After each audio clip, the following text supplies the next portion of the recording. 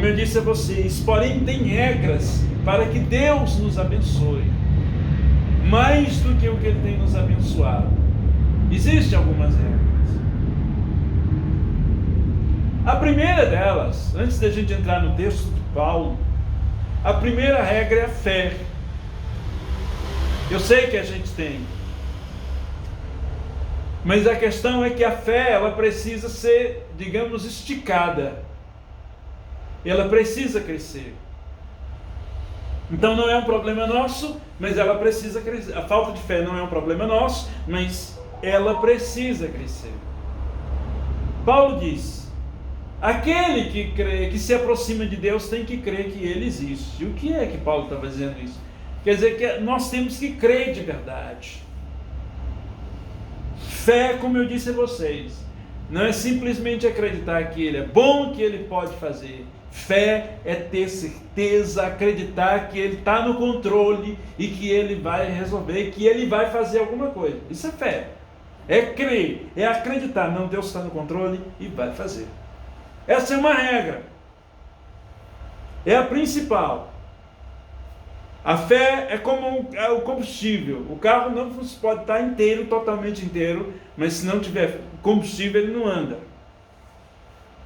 Assim é a nossa vida. Ela pode estar totalmente já equilibrada diante de Deus, mas se ela não tiver fé, a fé é o combustível, não anda, o carro trava. Então é por isso que uma das regras básicas da vida é a fé. Mas uma outra regra para que a gente viva bem e que Deus trabalhe em nossa vida, eu diria que é o amadurecimento, digamos isso. Sair da infância para uma outra fase da vida, a fase do amadurecimento. Deus não lida com coisas sérias com criança. Deus não lida com coisas sérias com criança. Não é a forma de Deus trabalhar. Deus lida com coisa séria com pessoas idôneas, com pessoas maduras. Deus lida com coisa séria com pessoas maduras. E o que é mais sério? A vida. A tua vida é o bem mais precioso que você tem. Não há nenhum bem tão precioso em você quanto você mesmo. Então a sua vida é uma coisa muito séria. E Deus quer lidar com ela, mas não como criança. Por que Paulo disse isso? Se a gente ler os versículos anteriores e os versículos que estão na frente, até parece que o versículo 11 não tem nada a ver com o assunto que Paulo estava falando. Acho que mais ou menos a gente que prega tem muito isso. Às vezes a gente sai da pregação, vai lá em uma outra coisa e depois volta porque Deus está falando com alguém. Já aconteceu muito isso comigo. Eu estou pregando uma coisa e de repente eu saio daquele assunto e vou lá numa outra coisa e aí depois eu volto porque eu sei, naquelas horas eu sei que Deus está falando com alguém. Porque se você analisar, Paulo vem aqui nos versículos anteriores falando de amor, aí de repente muda e fala isso, não sei porquê. Então dá a entender que esse versículo é uma operação especial do Espírito Santo. E ele fala o 11, no 12 ele já muda de assunto, é por isso que eu não li o 12, porque o 12 ele já muda de assunto, voltando, dando continuidade. A gente entende que é uma continuidade dos versículos anteriores. Porque Paulo estava com uma operação especial do Espírito Santo tratando com a nossa vida, porque Deus lida com pessoas maduras. A Bíblia nos prova isso. A história nos prova isso. A base da fé, a base do cristianismo, vem do judaísmo. O cristianismo é um judaísmo transformado por Cristo. Essa é a verdade. O cristianismo é o judaísmo messiânico. E no judaísmo, é tanto que lá a pessoa ela só é considerado madura espiritualmente para exercer cargos ministeriais, espirituais, a partir dos 30 anos. Ninguém poderia, a pessoa não pode ser um rabino se não tiver 30 anos.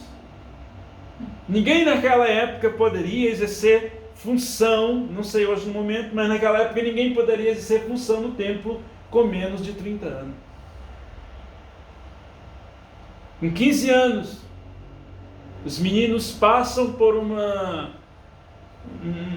ritual que é uma festividade também, mas depois eles vão crescendo, aprendendo a palavra, e somente aos 30 anos eles são considerados maduros espiritualmente. Isso é a fé dos judeus. Isso vem lá do deserto. Por que eles são assim? Porque Deus lida com pessoas maduras. Deus quer nos abençoar, mas Ele precisa amadurecer. E como eu disse a vocês, Paulo falou isso porque tem gente que morre com 80 anos, menino. Tem gente que morre com 90 anos, com coisa de criança. E nós não podemos retardar a nossa vida com isso. Não podemos, nós temos que avançar, que crescer. Nós somos chamados para crescer. Essa é a verdade. Nós fomos chamados para crescer. Nós somos chamados para crescer. Eu não creio naquela coisa de descer. Eu até creio em descer por um tempo. Eu acredito nisso. É aquela história, recuar para depois avançar com tudo. Eu até creio que Deus permite a gente descer por um tempo. Mas descer sempre e acabar, zerar, isso não é a minha fé. A minha fé é que Deus vai nos levantar e quer que todos cresçam. Amém. Esse é o meu Deus. Está na Bíblia. Se eu não crer nisso, se eu não ensinar isso, eu vou morrer. Eu vou me tornar um hipócrita, um falso. Porque Deus está na Bíblia desde o livro de Gênesis. Aliás, foi uma das primeiras palavras de Deus no livro de Gênesis: crescer e multiplicai. É crescer. E eu lhe digo, mas Deus se alegra com gente que cresce. Aleluia. Agrada a Deus gente que cresce. Isso não quer dizer que é pecado não crescer. Um pai, ele ama os filhos quase que de igual modo. Mas tem filho que dá mais alegria. E vamos ser honestos. Qual pai que tem um filho que explode em tudo que o pai não tem alegria com ele? É lógico que tem. É lógico que tem. É normal. E eu lhe digo que Deus tem esse sentimento. Quando Deus olha para a terra e vê um filho que funciona de forma legal, não de forma errada, porque de forma errada não é a bênção de Deus, é a bênção que não é bênção. Mas quando Deus vê alguém que funcionou de forma legal, isso agrada ao coração de Deus.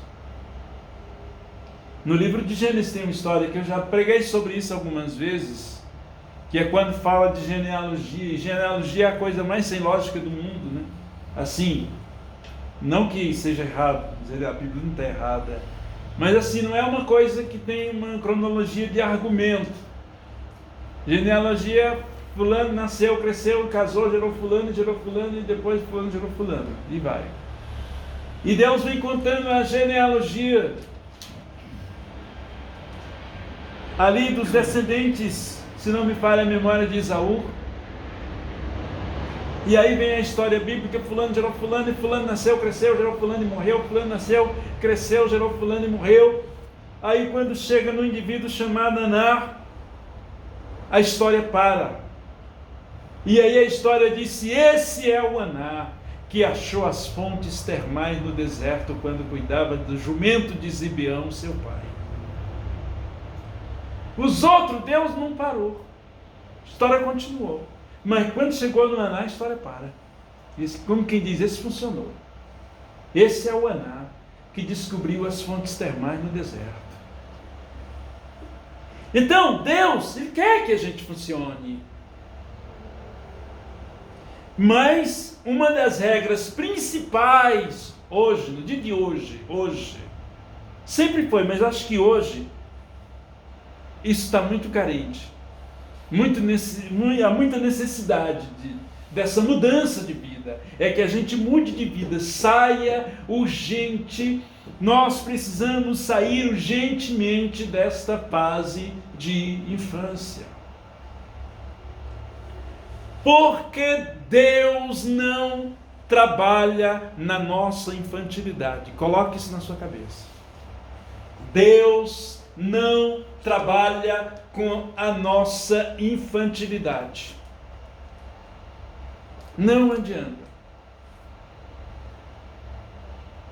Como a infantilidade que Paulo está falando, como é que ela funciona? Como é que ela se manifesta dentro de nós? De várias formas. De várias formas. E ela se manifesta quase que sempre, mas principalmente quando os problemas vêm. E é necessário a gente sair dessa fase, porque os problemas virão, não adianta. Estamos no mundo. E eu lhe disse em tom de brincadeira, mas é uma verdade. No dia que você acordar sem problema, é porque você não acordou, você morreu. Porque se você acordar e tiver um problema, dê glória a Deus, porque você está vivo. Mas Deus quer nos ensinar a vencer eles. Uma coisa que Deus quer, Ele não quer que eu e você sejamos destruídos pelos problemas, derrotados pelos problemas. Os problemas vêm, mas Deus não anseia, não deseja que Ele te derrote. É o contrário, você tem que derrotá-lo.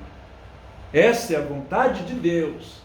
Eles virão e Deus permite, mas você tem que derrotar, e Ele te dá poder e autoridade do céu para isso.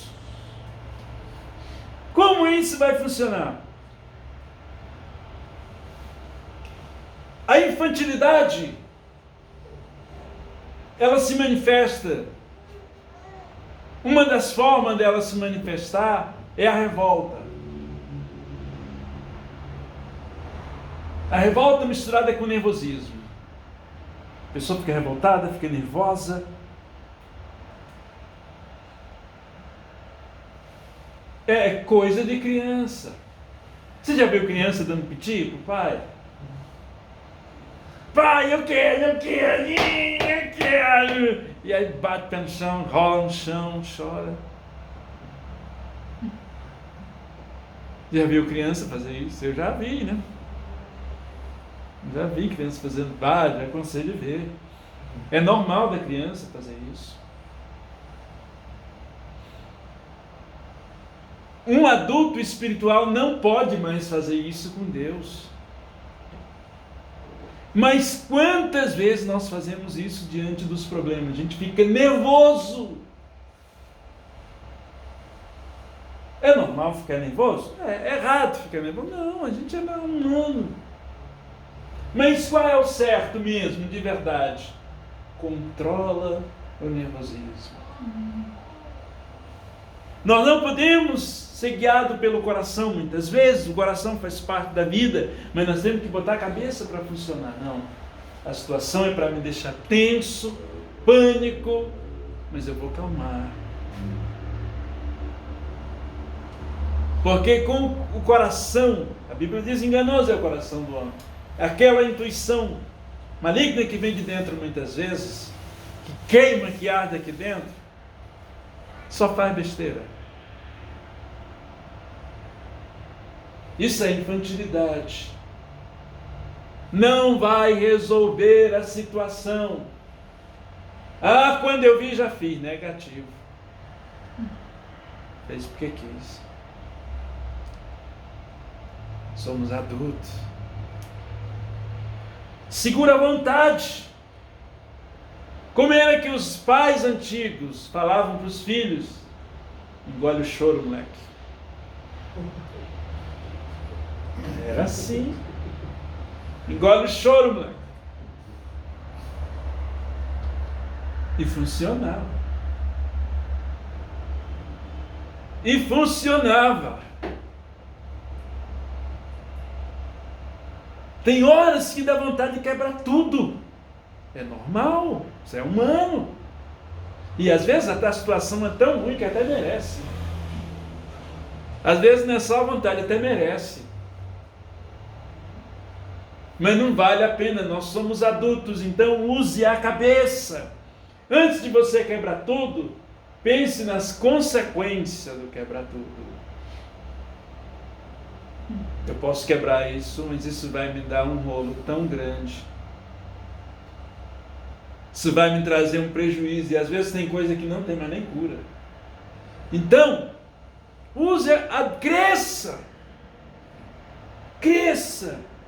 Diante das situações, pense. Porque uma coisa eu vou lhe dizer, por maior que seja a provação, Deus sempre tem uma saída. Amém. Por pior que seja a sua luta, a nossa luta, Deus tem uma saída.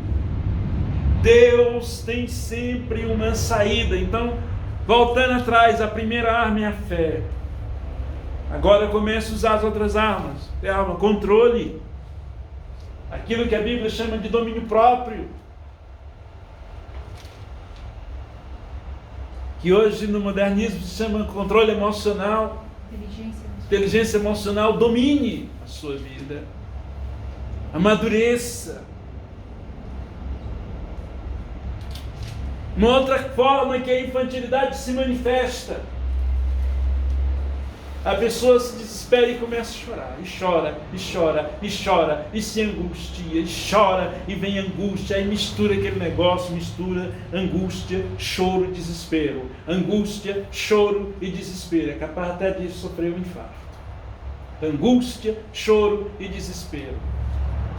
E muitas vezes, essas crianças mimadas acham que quando eu parar de chorar, Deus me ouviu. E aí, quando para de chorar, está do mesmo jeito ou pior.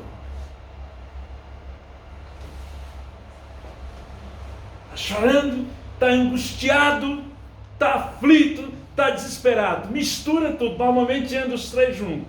Choro, angústia e desespero. E aí a pessoa às vezes até ora com fé. E ora, e ora, e ora, e chora, e desespero, e desespero. E a pessoa se frustra muitas vezes, porque ela acredita que depois daquela fase, Deus já ouviu, resolveu tudo, e Deus não resolveu nada. Porque isso é atitude infantil. Isso não resolve. A criança, ela dá aquele piti, e muitas vezes o pai não aguenta, vai lá e faz. Nem sempre o pai faz. Às vezes não aguenta, vai lá e faz. Fica com dó, mesmo sabendo que aquilo não vai fazer bem para a criança, mas pai é pai, mãe é mãe, não aguenta, vai lá e faz. Deus não faz.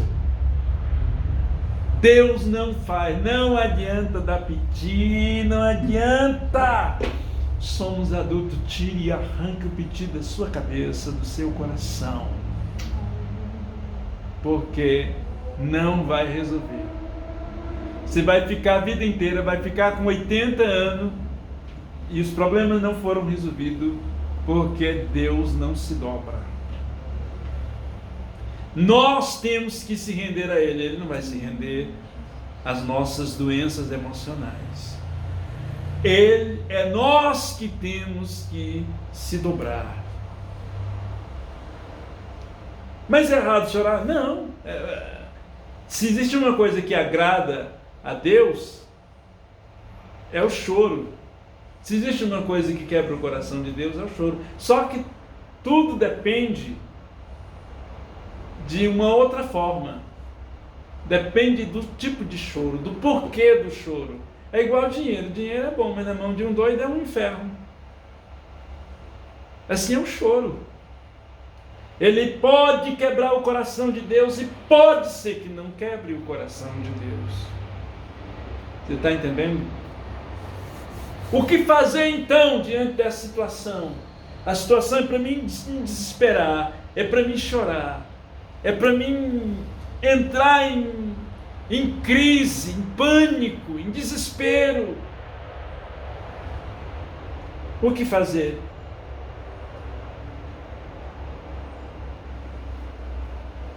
Engole o choro,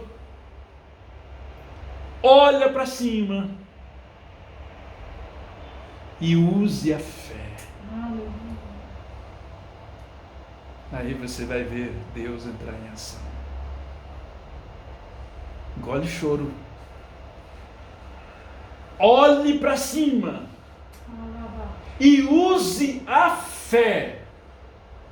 Senhor, eu sei que a situação é incontrolável, é impossível, eu não sei o que fazer, mas eu creio que Deus me dará uma saída. Eu creio que Deus me dará uma solução. Tenha certeza que Deus vai entrar em ação.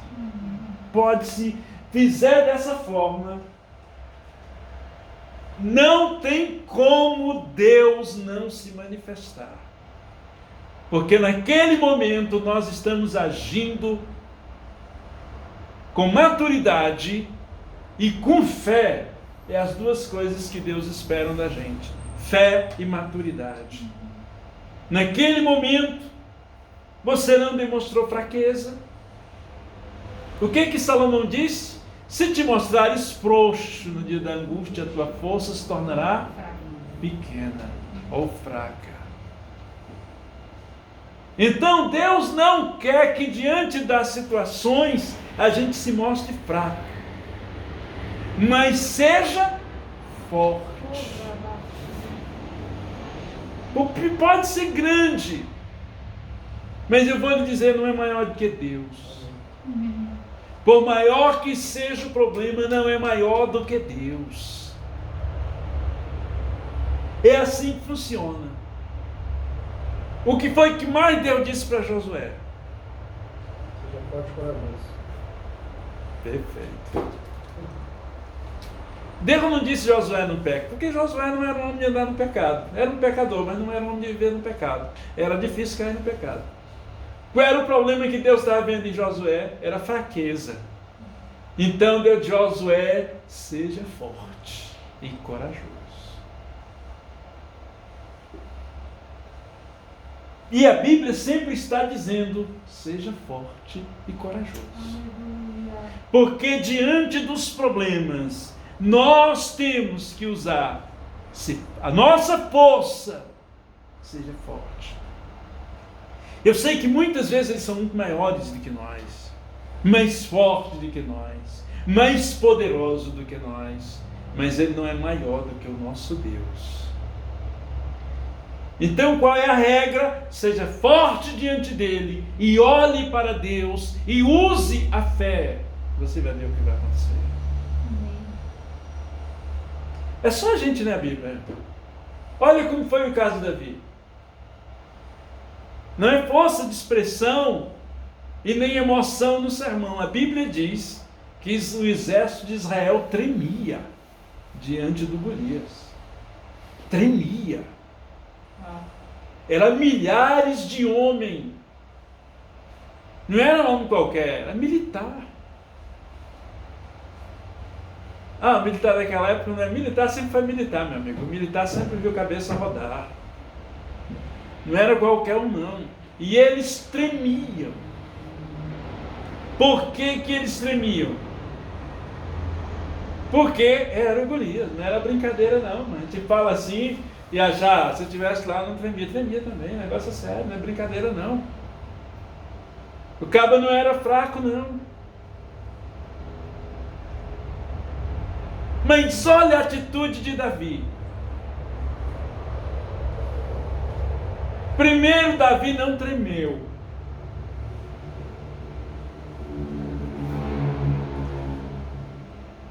Tinha tudo para dar errado. Primeiro que Davi não era um guerreiro.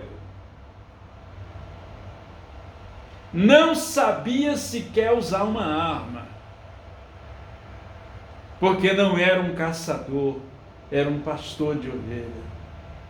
E pastor não usava arma, pastor usava um cajado, algumas botijas de azeite para curar as feridas das ovelhas. Era isso que eles usavam. Ele não sabia o que é enfrentar o inimigo com uma espada. Davi não sabia o que era estar vendo ponta de espada, o brilho das espadas, passa para cá, passa para lá e acaba no meio. Ele não sabia o que era isso. Davi era acostumado a ouvir o silêncio da noite, das madrugadas, lá em cima das montanhas, cuidando de ovelha, dormindo sozinho, naquela paz, buscando a Deus. Era o que ele sabia. Mas quando ele olha para um guerreiro que assustava, não assustava um homem, ele assustava um exército. Por que Deus honrou a Davi? Porque Davi foi forte. Você acha que Davi não teve medo do Golias? Eu acho que teve. Ele era humano. Mas a força foi maior do que o medo. A força tem que ser maior do que o medo. O medo existe. Não vem dizer que não tem. Tem que ter medo. Não tem como. É impossível. Você acha que Davi não foi com medo? Ele teve medo. Mas a força de Davi foi maior do que o medo. Então ele foi com força. E depois da força, ele foi com fé. E a fé de Davi era maior do que sua força e maior do que o seu medo. Ele foi com fé. E é interessante que o Davi não se deixou intimidar. Porque o inimigo tentou intimidar. Talvez ele nem quisesse matar Davi. Talvez ele tentou intimidar para falar, ó, eu vou intimidar esse moleque, ver se ele corre, não vou matar esse indivíduo não. Eu vou intimidar para ver se ele corre. Ele não intimidou. Quando ele disse que ia matar Davi, Davi falou, hoje eu entregarei a tua carne às aves do céu. E todo Israel saberá que há um Deus. Toda a terra saberá que há um Deus em Israel. Olha a fé do menino. A diferença. Esse é o modelo de quem quer ter vitória. Encare a situação. Faça com que a sua força e a sua fé seja maior do que o seu medo. Aí Deus age. Amém. Aproximadamente, não sei, no momento, não lembro no momento, faz tempo que eu não leio a história, mas talvez uns 40 mil homens ali, tremendo. Deus não agiu no tremor, Deus agiu na coragem. Deus não age no tremor, Deus não age na angústia, Deus não age no choro, movido pela dor, da angústia. Deus age na coragem e na fé.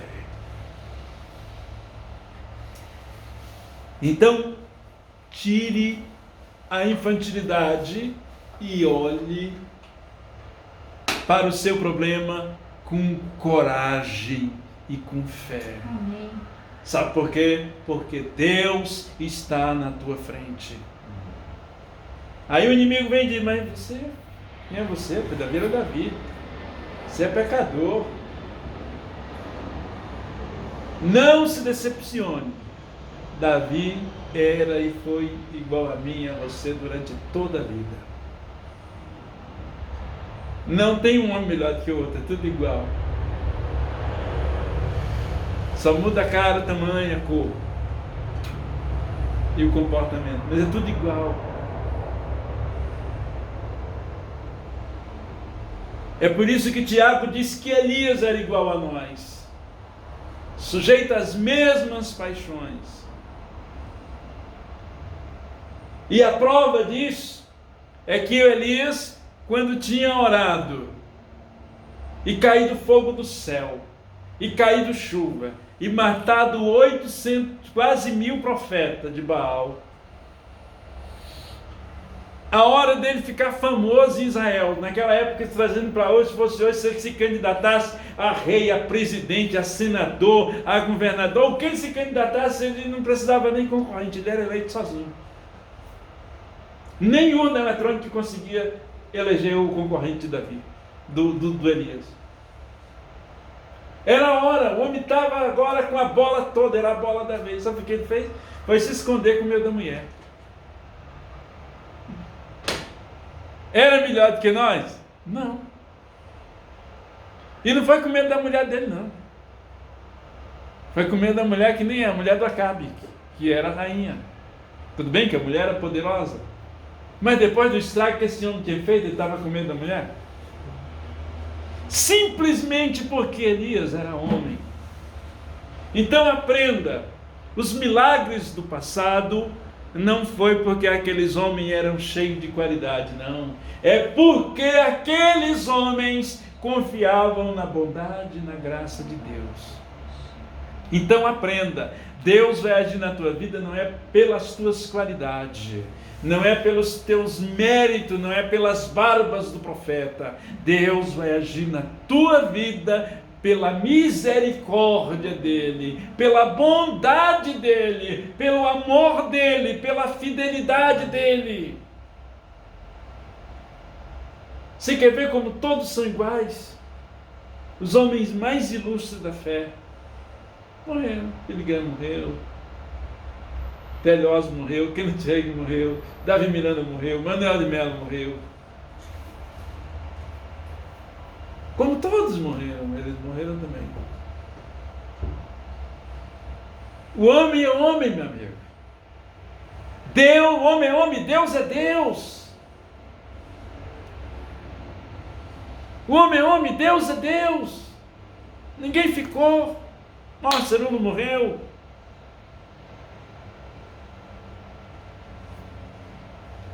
Ninguém fica. Ele é Deus, então Ele age porque Ele é bom. Põe isso na sua cabeça. Não é porque você é a quinta maravilha do mundo, a quinta bolacha do pacote. Ele age porque Ele é bom. Agora qual é a diferença? Por que Deus agiu nessas pessoas? Porque elas agiram igual Davi, com fé e coragem. Só isso, é a diferença. Não é porque eles eram bons, eles agiram com fé e com coragem. Tenha fé e tenha coragem, e Deus é contigo. Amém. Você vai sair dessa. Deus é contigo. Em nome de Jesus. Deus é contigo. Deus é contigo. Deus é Deus. Então, queridos, a gente tem que crer nisso e deixar o Espírito Santo agir.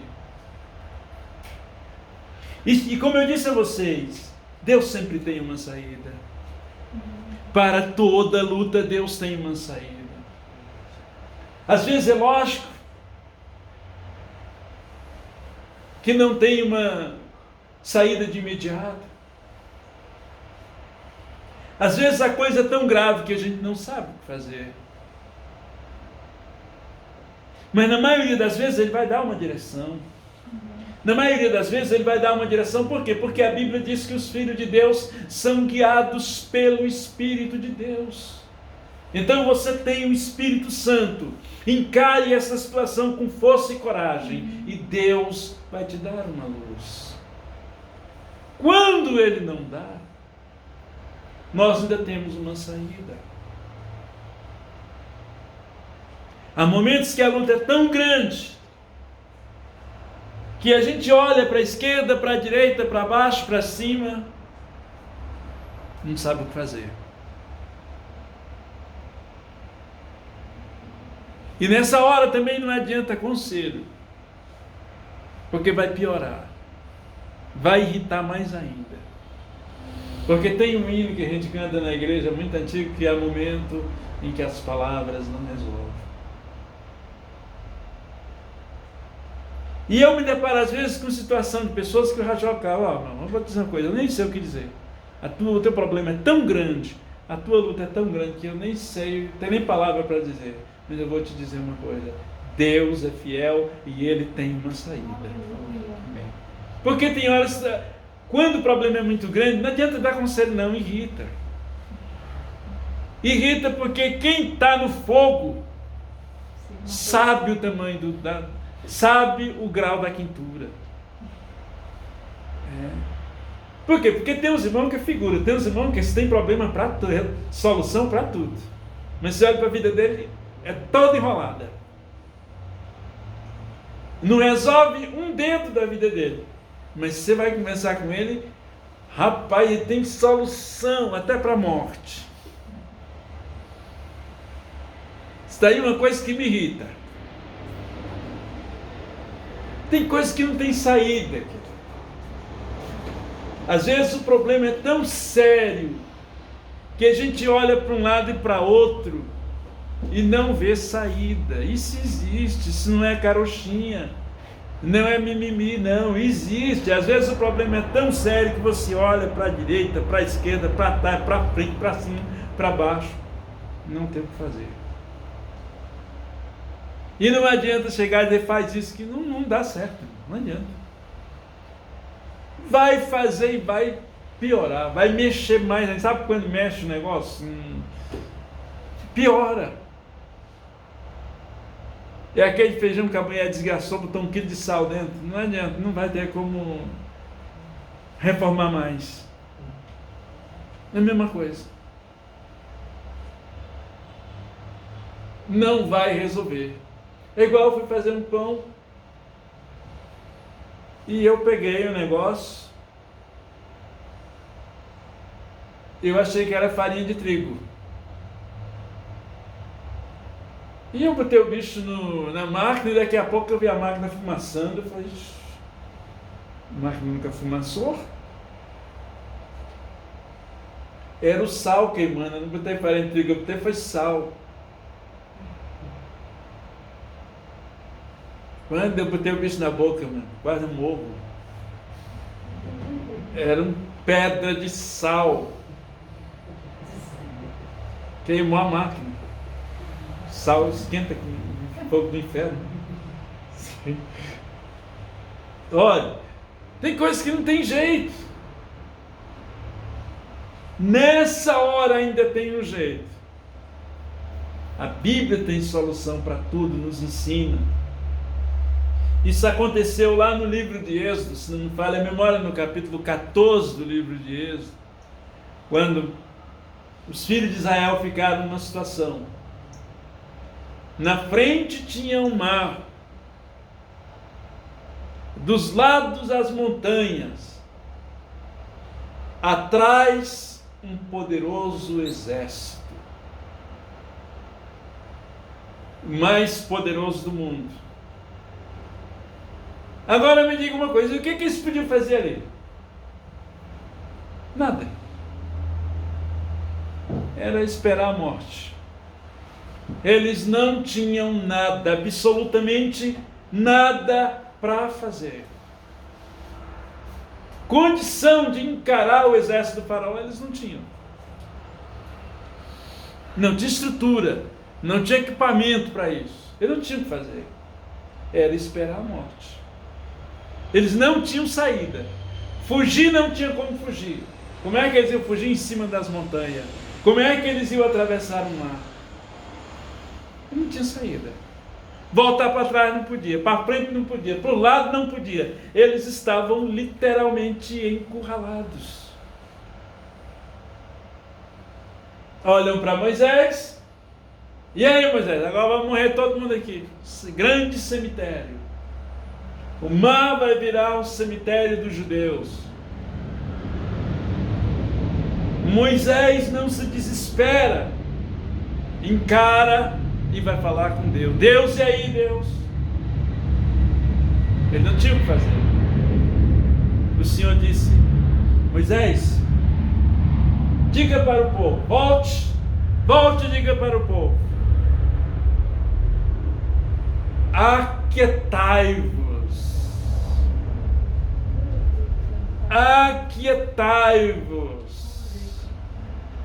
e vede o livramento do Senhor.